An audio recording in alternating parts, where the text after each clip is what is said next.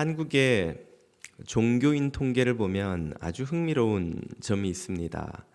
통계 시점이 조금 다르니까 오차가 있겠습니다만 개신교 목사는 한 14만여 명, 불교 승려는 한 4만여 명, 또 천주교 신부는 1만 6천여 명, 이 정도인데요. 무당인, 역술인을 포함하는 소위 무속인들은 2006년에 한 34만 등록된 인원이 그 정도였는데 2016년엔 10년 만에 약 각각 30만 명씩 총 60만 명에 이릅니다. 대한경신연합회, 무당연합회입니다.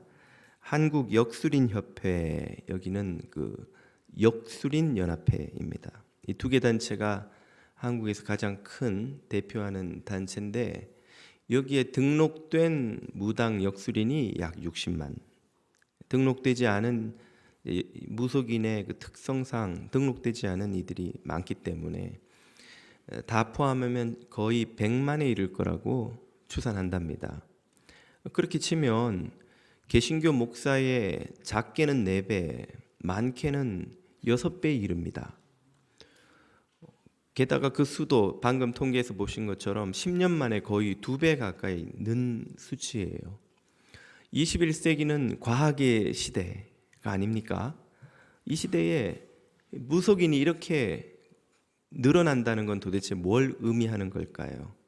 이민사회는 정확한 통계는 없습니다만 대개 한국 사회와 비슷하게 연동되는 걸 보면 아마 이민사회도 꽤 역술인이, 무속인이 있으리라 생각합니다.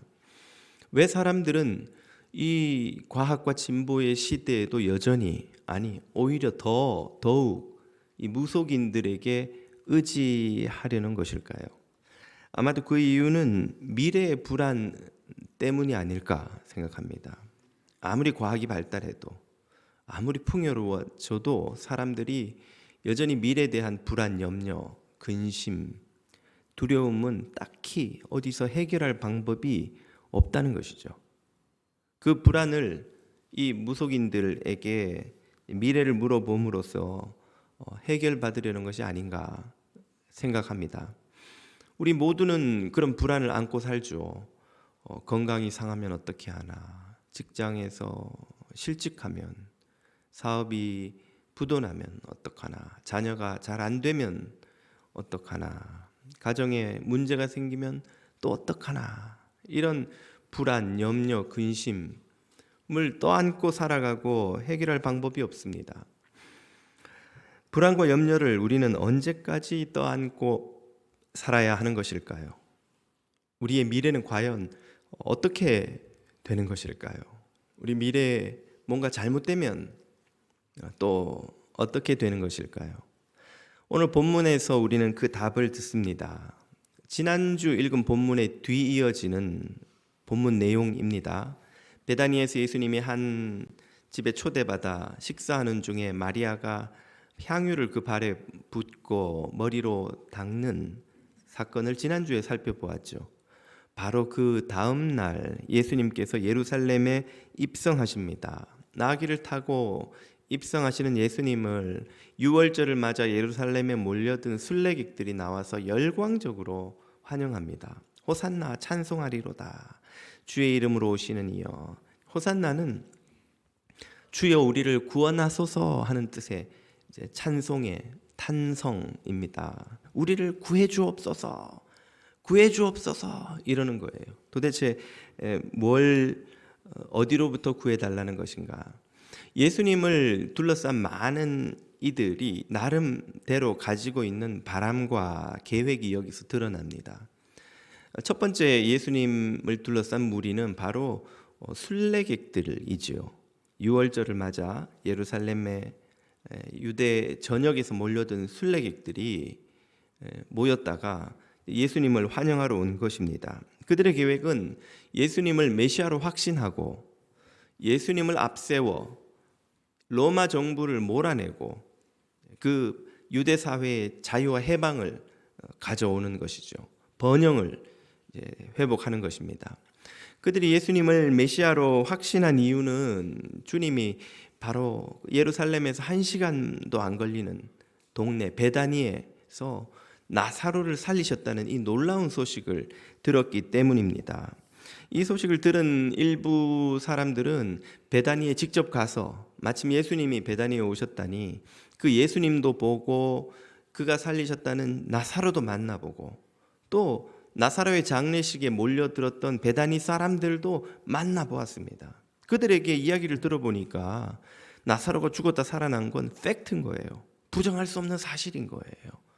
그래서 그 말을 듣고 예수님을 믿은 이들이 다시 예루살렘으로 돌아가 사람들에게 그 소식을 전했습니다.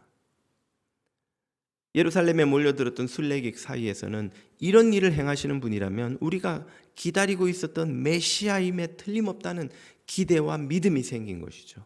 이런 분이라면 나사로를 살리신 그 능력으로 또 이미 그들이 들어온 오병이어로 5천 명을 먹이셨다는 그 기적 같은 능력으로 우리를 이끌고 로마 군병들을 물리쳐서 자유와 해방과 번영을 가져다 주리라는 믿음이 생긴 겁니다. 그랬던 중에 예수님이 예루살렘에 오신다니 모두가 나아가서 예수님을 승전 장군을 환영하듯 종려나무 가지를 흔들며 환영했던 것이죠. 자, 그들의 바람, 이 예루살렘 순례객들, 대중들의 계획은 과연 이루어졌을까요? 어떻게 그들의 바람이 이루어질까요? 답을 하기 전에 또 한 부류의 사람들을 만나봅니다. 그들은 예수님에게 적대적이었던 대제사장들과 바리새인들이었습니다. 그들의 계획은 예수님을 죽여서 자신들의 기득권, 기존 질서를 위협하는 혁명의 불씨를 애초에 꺼뜨려 버리는 것이었습니다. 나사로가 다시 살아난 사건 이후에 믿는 자들이 늘어났다는 소식을 듣고 이들은 위기감을 느꼈습니다. 이미 오병이어를 비롯한 여러 이적을 일으켰다는 그 예수라는 랍비를 인해서 사람들이 동요하고 있는 것을 느끼고 있던 이 대제사장들, 바리새인들, 로마 식민 정부 하에서 특권을 누리고 살아가던 이들은 또 한 번의 그 예수라는 일을 중심으로 한 소요 사태가 일어나서 로마 정부가 개입해 군사들이 전쟁을 일으키고 진압하러 와서 말이죠. 그 과정에서 질서가 무너지고 자신들의 기득권이 위협받는 것이 두려웠던 것이죠. 그래서 예수를 죽임으로써 이 문제를 애초에 해결해 버리려고 했습니다만 나사로가 죽었다 살아난 사건 이후 베다니에 와서 예수를 믿는 사람이 늘어나는 것을 보고 예수뿐 아니라 그의 능력의 증거가 된 나사로까지 죽여야 하겠다는 계획을 세웠던 것입니다. 그러나 그들에게 장애물이 나타났습니다. 유월절에 몰려든 순례객들이 베다니에 직접 가서 보고는 믿는 사람들이 엄청난 속도로 늘어나 버린 것이죠. 예수님이 예루살렘에 입성하실 때에 몰려든 그 순례객들, 대중의 규모와 그들의 열광적인 지지세를 보고는 도저히 자신들의 계획대로 예수를 죽이기가 어렵겠다는 판단을 합니다. 그래서 오늘 본문 마지막 절에 그들이 안타깝게 탄식하는 장면이 나오죠. 과연 예수님을 죽이려는 그들의 계획은 성공할 수 있을까요? 그들의 지키려는 기득권, 그 기득권을 지켜내려는 바람은 과연 이루어질까요? 이 두 질문에 대한 답을 하자면 결론적으로 모두가 실패했습니다. 순례객들은 예수님이 자신들의 리더가 되어서 로마 군병들을 몰아내 주기를 기대했습니다만 실망스럽게도 얼마 지나지 않아 그 군병들에게 잡혀온 무기력한 모습을 보고 실망한 나머지 거기에다 대제사장들의 선동에 넘어간 나머지 예수님을 십자가에 못 박아 죽이라는 폭도로 돌변합니다. 그들의 바람은 이루어지지 않죠. 대제사장들과 서기관들은 어떠합니까? 그들은 바람대로 계획대로 기회를 잡아서 예수님을 로마 군병에게 넘기고 죽이는 데 성공했습니다. 그러나 자신들이 지키려고 했던 그 기득권은 한 세대가 지나지 않아 AD 70년에 예루살렘이 로마 군병들의 발에 짓밟히면서 잿더미가 되어 사라졌습니다. 그리고 자신들이 죽여서 불씨를 꺼뜨린 줄로만 알았던 그 예수님이 다시 살아났다고 증언하는 제자들에 의해서 온 세상으로 교회가 퍼져가는 결과를, 예상치 못했던 결과를 그들은 보지요. 결국 모두가 자신들의 바람, 계획을 이루는데 실패한 것입니다. 그러면 도대체 누구의 계획이 이루어진 것입니까? 그 답은 제자들이 뒤늦게 깨달음을 통해서 얻습니다. 무지했던 제자들은 도대체 지금 무슨 상황이 어떻게 벌어지는지 모르고, 일부는 순례객들에게 휩쓸려서 예수님이 왕되기를 기대했고, 또 유다 같은 일부는 바리새인들, 대제사장들과 동조해서 예수님을 잡아 죽이는데 합류했지만 그들은 실제로 무슨 일이 벌어지는지 몰랐습니다. 후에야 그 사태의 진실을 깨닫게 되지요. 그 내용이 14절부터 16절에 이렇게 나옵니다. 예수님은 한 어린 나귀를 보고 타셨는데, 탈 게 없어서 어린 나귀를 타셨나? 그런데 알고 봤더니 이는 스가랴서 9장 9절에 이미 예언되어 있는 대로 시온 따라 두려워하지 말라, 보라 너의 왕이 나귀 새끼를 타고 오신다 하고 예언된 그대로 되는 것이었더라. 이걸 제자들이 어떻게 깨달았는가? 16절, 제자들은 처음에 그 당시에는 이 일이 무슨 의미인지 깨닫지 못하다가 예수님께서 죽으시고 부활하시는 영광을 얻으신 후에 성령이 그들에게 임하셔서 모든 상황에 대한 진실을 알려주신 후에야 이 모든 사태에 벌어진 일이 예수님께 대하여 기록된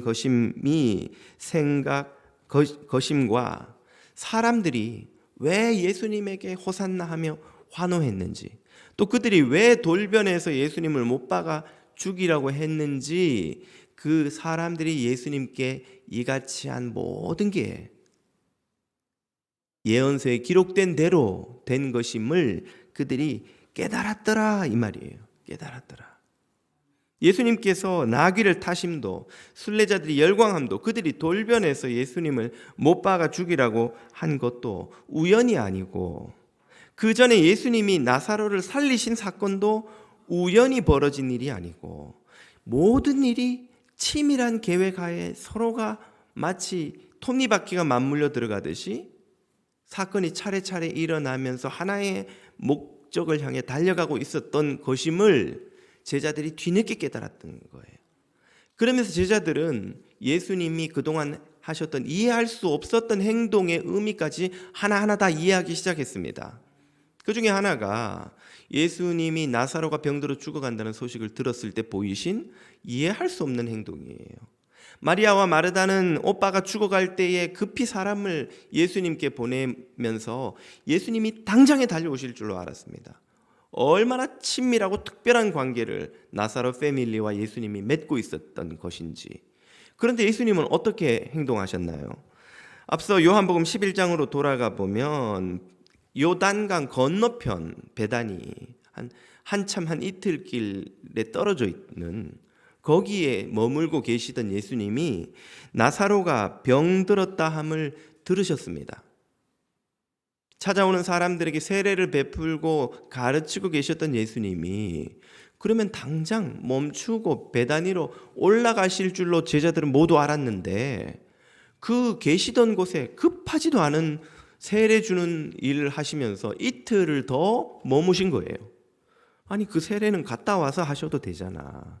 나사로 살려놓고 돌아와서도 그 사람들이 어디 가나, 다 또 올 사람들이고 뭐 그때 해도 되는데, 왜 예수님이 나사로, 그토록 친하고 사랑하고 아끼셨던 친구이자 제자이자 자신과 제자들을 후원해 준 후원자인 그 나사로가 죽어간단 말을 듣고 꼼짝도 하지 않으시는 건가? 이틀이나 더 머물고 계시는 거지?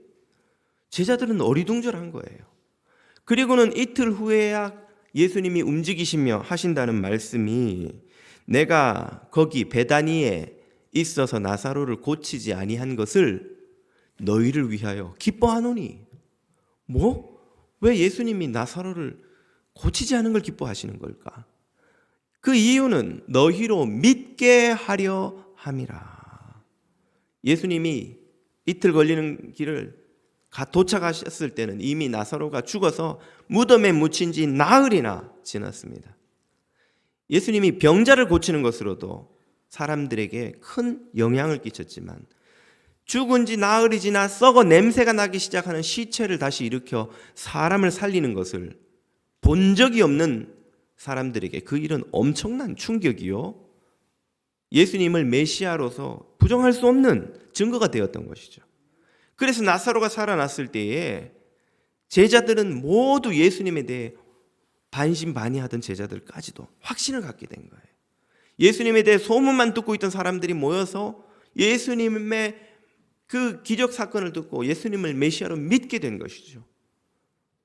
베다니의 그 나사로의 집에 몰려들었던 동네 사람들이 나사로를 염하고 묻고 싸서 묻는 것까지 다 보고 거기서 악취가 나기 시작한 그 더운 팔레스타인 날씨에 나흘이면 이제 썩어서 냄새가 나기 시작하는 그걸 다 본 그들이 그 죽음이 일어나 다시 살아나는 것을 보고 증언하였기에 사람들이 아무도 그분의 능력에 대해 의심할 수 없게 만드는, 그래서 믿게 만드는 그 의도를 가지시고 예수님은 일부러 이틀이나 더 머무셨던 겁니다. 그 당시에도 제자들은 왜 그러는지 이해를 못했지만 주님께서 영광을 얻으신 후에는 그 모든 일이 놀라운 계획 중에 있었으며 예수님의 모든 행위 하나하나가, 말씀 하나하나가 어떤 목적, 의도를 가지고 달려가고 있는 것임을 비로소 제자들은 깨닫게 되었다는 말입니다. 결국 예수님이 십자가를 지신 것이나 거꾸로 올라가서 예루살렘에 입성하신 것이나 나사로를 살리신 것이나 오병이어를 먹이신 것이나 이 땅에 오신 것까지도 모두가 그 누군가의 계획하에 치밀하게 진행되고 있는 한편의 드라마였던 거예요. 드라마 작가가 처음 1편을 쓰기 시작할 때 마지막 편의 결말까지 머리에 다 넣고 어떻게 하면 이 드라마가 더 드라마틱하게, 재미있게, 또 유익하게 스토리가 진행되어 갈까를 그리는 것처럼 누군가가 예수님과 그 모든 둘러싼 사람들의 삶의 행위 하나하나까지를 다 계획하고 진행하고 추진하고 이루고 계시는 거예요. 도대체 누가 그렇게 한단 말입니까? 누구의 계획대로 이 모든 일이 되어가는 것입니까? 순례객들도 바리새인과 제사장들도 예수님 바로 곁에 있었던 제자들조차도 그 계획을 알지 못했고 계획대로 뭔가 일을 만들지 못했는데 이 모든 일은 어떻게 누가 계획하고 진행해 왔단 말입니까? 잠언서는 이렇게 그 답을 우리에게 알려줍니다. 사람이 마음으로 자기 길을 계획할지라도 그의 걸음을 인도하시는 이는 여호와시니라. 아멘. 할렐루야. 여호와께서 이 모든 일을 계획하고 이루신 줄 믿으시기를 축복합니다.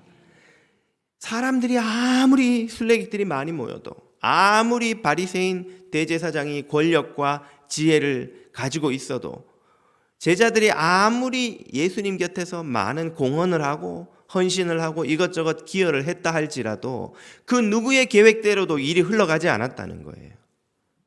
이 모든 일을 여호와 하나님께서 계획하시고 준비하시고 진행하시고 성취하셨습니다. 하나님 뜻대로 되는 거예요. 하나님 계획대로 되는 것입니다. 이 세상 모든 일이 마찬가지입니다. 사람들이 모여서 열심히 힘 모아서 죄, 악을 만들어내는 사람들의 뜻대로 되지 않고 합력해서 선을 이루시는 하나님의 뜻대로 이 모든 일이 이루어집니다. 하나님은 지금도 저와 여러분의 삶에서 그러므로 일하고 계십니다. 선하신 하나님, 전능하신 하나님이 우리 삶의 모든 문제를 사실은 간섭하시면서 계획하시고 이루어가고 계십니다. 오늘 우리의 삶에 어떤 작은 일 하나하나도 주님의 계획과 간섭 아래 있지 않은 것이 없습니다. 하나님의 뜻대로 여러분의 삶의 모든 문제가 성취되는 것을 믿으시기를 축복합니다. 우리 교회 모든 일이 하나님의 뜻대로 되는 것을 믿으시기를 축복합니다. 우크라이나의 저 비극 가운데서도 미얀마와 하이티의 저 혼란 가운데서도 하나님께서는 일하고 계시고 보이지 않는 하나님의 거룩하고 은혜롭고 자비로운 손이 그 모든 일을 주관하시며 마침내는 공의롭게 하나님의 나라가 이루어지게 성취하실 줄로 믿으시기를 축복합니다. 그러므로 우리의 인생의 모든 일은 우리 눈에 보이고 우리가 생각하는 것보다 훨씬 크고 깊고 영원한 의미를 가지고 있습니다. 우리는 당장 돈을 버느냐 못 버느냐, 좋은 학교에 가느냐 못 가느냐, 진학하느냐 못 가느냐로 우리 인생의 성패를 판단합니다. 우리 바람대로 되면 성공한 것이요, 바람대로 되지 않으면 실패한 것이라 낙심하고 슬퍼합니다. 잘 되면 좋아하고 또 집착하지요. 그러나 하나님의 관점에서는 그렇지 않을 수 있습니다. 우리 눈에는 성공인데 사실은 성공이 아니라 실패일 수도, 우리 눈에는 실패인데 하나님의 관점에서는 한없는 큰 성공일 수도 있습니다. 우리 눈에는 아무 보잘것없는 일이 하나님에게는 너무나 큰 영적 의미를 가질 수도 있고, 우리에게 너무너무 중요해서 막 목숨 걸 만한 일인데도 하나님께는 아무 의미가 없는 하찮은 일일 수도 있다는 것이지요. 이것을 깨달아야 합니다. 하나님의 관점으로 우리 모든 삶을 볼 수 있어야만 합니다. 우리 삶의 일들이 어떤 의미가 있는지, 얼마나 큰 의미가 있는지 우리는 지금 이 순간에 다 알기가 사실은 어렵습니다. 숲속에서는 숲 전체를 못 보죠. 산속에서는 산의 모양을 볼 수가 없습니다.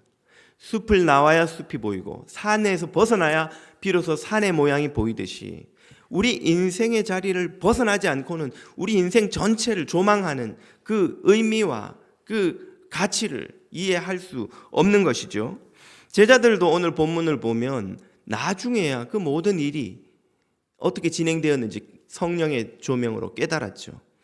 창세기를 보면 요셉도 그런 고백을 하는 장면이 나옵니다. 그가 왜 형들에게 악행을 당하여서 애굽의 노예로 팔려가 그 청춘을 비참한 노예의 삶으로 다 바쳤는지 도무지 이해할 수 없었지만, 그가 총리 대신이 된 후 그를 찾아와 고개 숙이고 살려달라고 도움을 요청하는 형들의 모습을 보고서야 그 모든 일들의 영적 의미를 깨닫는 장면이죠. 42장 9절입니다. 요셉이 형들에게 대하여 어린 시절에 꾸었던 그 꿈을 떠올린 거예요. 아니, 왜 형들의 볕단이 나한테 절하지? 이해할 수 없었던 그 꿈이 오늘 이 순간 성취되는 걸 그 자기 앞에 엎드린 형들을 보면서 깨닫죠. 그리고는 고백합니다. 형님들이 나를 이 애굽에 팔았다고 해서 혹시 내가 복수할까 근심하지 마소서, 한탄하지 마소서.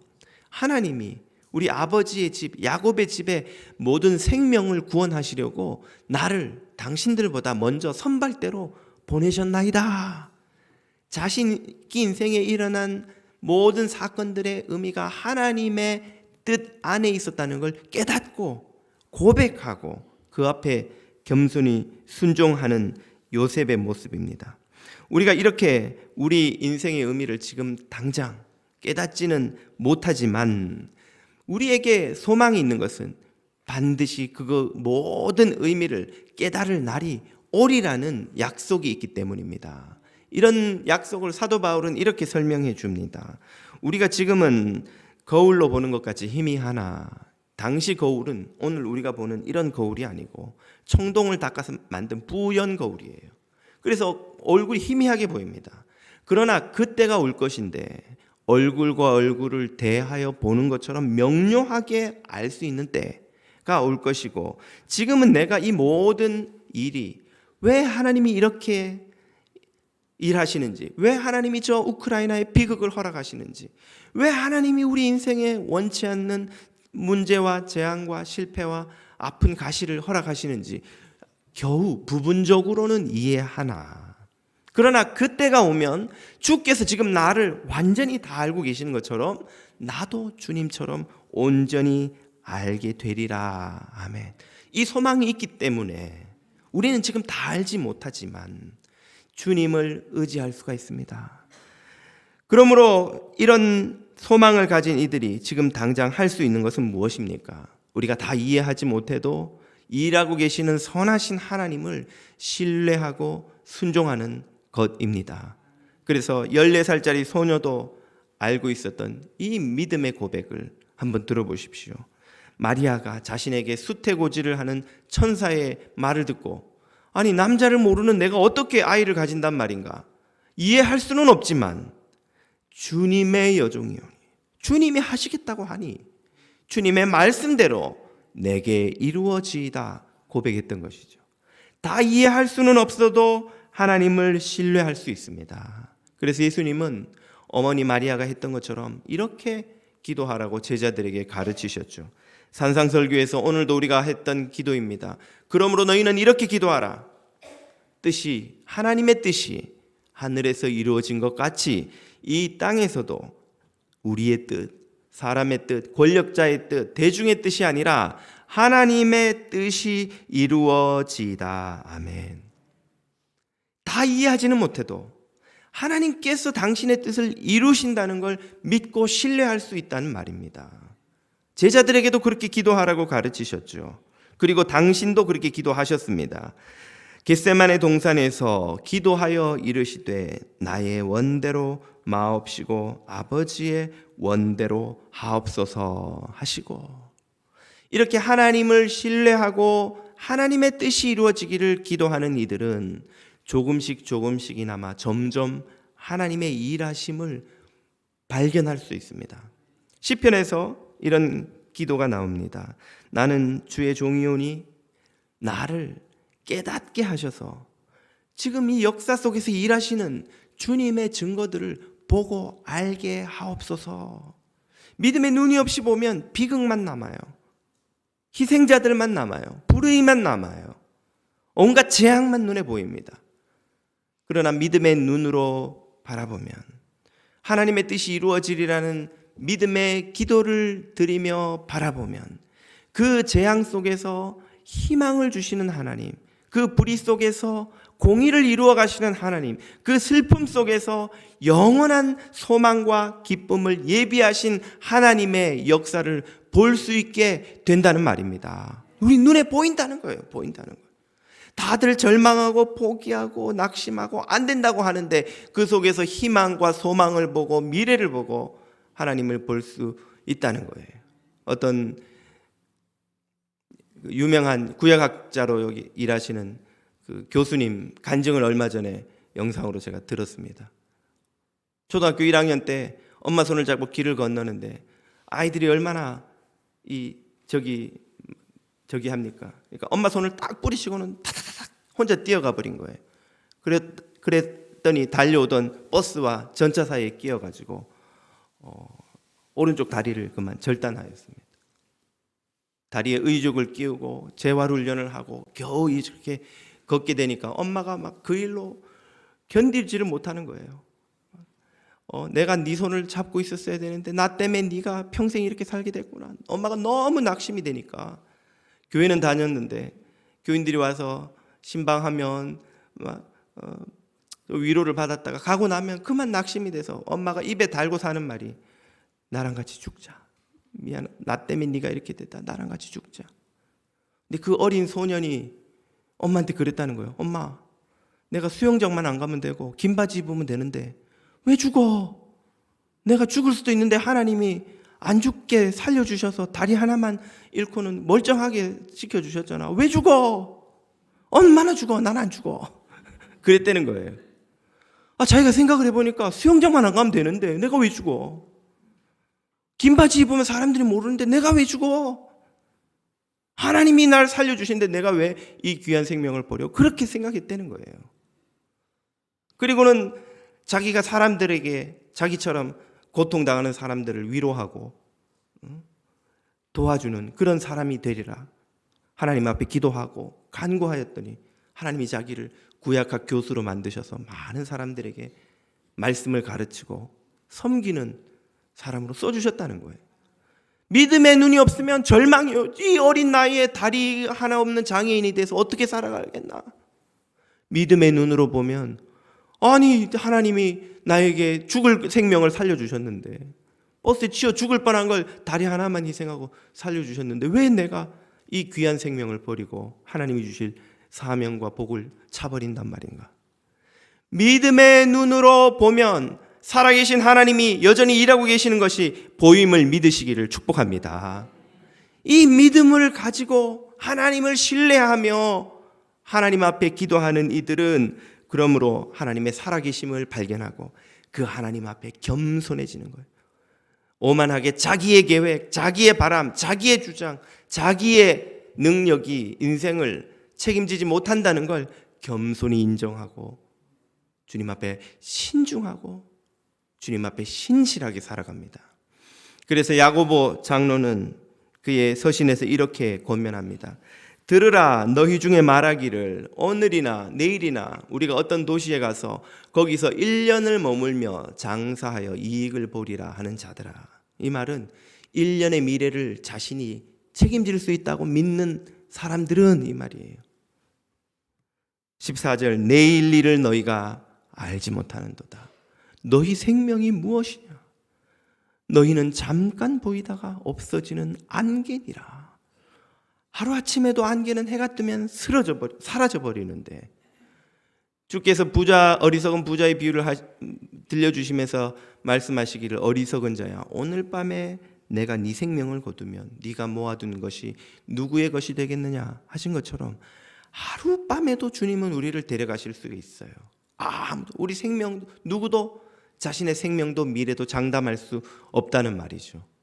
그러므로 야고보는 이렇게 권면합니다. 너희가 도리어 말하기를 주의 뜻이면 우리가 살기도 하고 이것이나 저것을 하리라. 주님이 인도하시면 이것을 하리라. 주님이 인도하지 아니하시면 저것은 하지 않으리라. 내가 이것을 하든 저것을 하든 이것을 하지 않든 저것을 하지 않든 주님의 뜻이요 주님을 쫓을 것이요 주님만 의지할 뿐이니라. 매사의 모든 순간의 모든 계획의 모든 바람의 모든 일에 하나님의 살아계심을 인정하고 그분 앞에 겸손히 행하라 하는 권면이지요. 이것이 우리가 미래를 불안하고 염려하고 두려워하며 미래에 발목이 잡혀 있지 않고 살아가는 지혜요 하나님의 응답입니다. 매일 매 순간 우리는 오늘을 살 수 있을 뿐이에요. 어제는 우리의 것이 이미 아닙니다. 내일은 아직 오지 않은 거예요. 우리의 것이 아니에요. 내일이 오면 그 내일도 그 순간엔 우리의 또 다른 오늘일 뿐인 겁니다. 예수님도 말씀하시기를 너희는 내일 일을 염려하지 말라. 내일 일은 내일이 염려하게 할 것이요 한날 괴로움은 그날에 족하니라. 그저 오늘을 감사하고 오늘을 누리고 오늘 최선을 다하고 이 말은 돈 있으면 오늘 다 써버리고 죽어라 이런 뜻이 아니고 계획을 할 수도 있고 당연히 또 계획을 해야 하지요. 그러나 오늘이든 내일이든 모두 하나님께 우리는 맡겨드려야 합니다. 하나님의 일하심을 신뢰하는 성도들만이 참 평안과 담대함을 매일 매순간 누릴 수 있습니다. 혹시 여러분의 마음속에 내일에 대한 불안, 미래에 대한 두려움이 자리 잡고 있지는 않는지요? 보이지 않지만 신실하게 일하시는 우리 하나님을 발견하시고 믿고 의지하심으로 하나님이 주시는 참된 평안을 누리시는 여러분 다 되시기를 주님 이름으로 축복합니다. 기도드리겠습니다.